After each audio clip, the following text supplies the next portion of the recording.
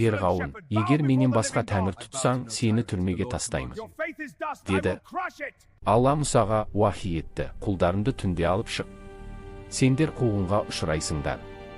Мұса Бәни Исраилдің үйлерін аралап, Алланың бұйрығын жеткізді. Түнде жиналуды бұйырды.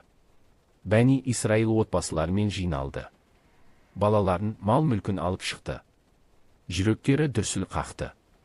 Алла Перғауын халқына айқын аяттар жіберді. Жерді шегіртке қаптады, егінді, ағашты, жапырақты қалдырмай жеді. Ел аштық пен қорқынышқа түсті. Одан кейін бит қаптады, киімге, шашқа, төсекке толды. Адамдар тыныш ұйықтай алмады, тәндері қышып, мазалары кетті.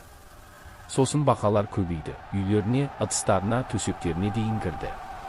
Әр қадам сайын бақа, әр ашылған ыдыстан бақа шықты. Ақырында су қанға айналды. Өзендерде, құдықтарда, ыдыстардағы суда қан болды. Ішуге су таппай, халық қиналды. Әр азап келген сайын Перғауын Мұсаны шақырып, Раббысына дұға етуін сұрады. Азап алынған соң уәдесінен тайып отырды. Сонда Алла олардың қасарысқаны үшін тағы бір ауыр сынақ түсірді. Елдегі тұңғыш ұлдар алынды. Үйлерден жоқтау дауысы көтерілді.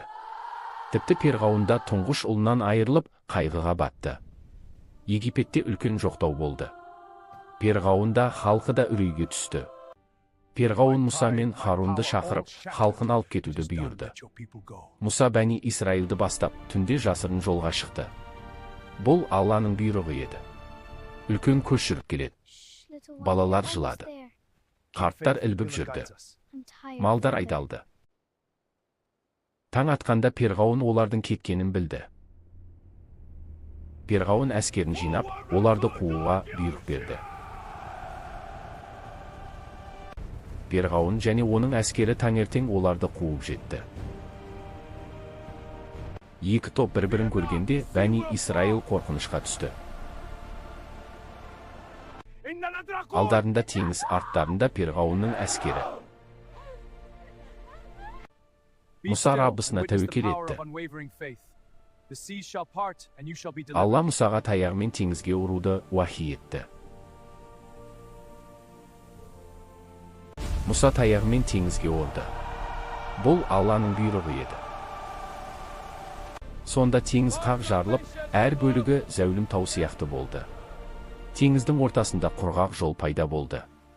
Мұса Бәни Исраилді бастап теңіздің ортасымен өткізді. Балалар, қарттар, малдар, бәрі құрғақ жолмен өтті. Перғауын әскері теңізге кірді. Ақырында оларды теңіз басып кетті. Бәни Исраил теңіздің арғы жағына аман есен шықты. Теңіз оларды түгел жапты. Перғауын батып бара жатып иман келтіретінін айтты. Алла оның иманын сол сәтте қабыл етпеді. Алла оның денесін кейінгілерге белгі болу үшін сақтады. Бәни Исраил жағада тұрды. Перғауын әскерінен ешкім қалмады. Мұса Аллаға шүкір етті. Бәни Исраил азат болды. Құлдық артта қалды. Мұса халқын бастап алға жүрді. Алдарында Синай шөлі. Алдарында Алланың уәдесі.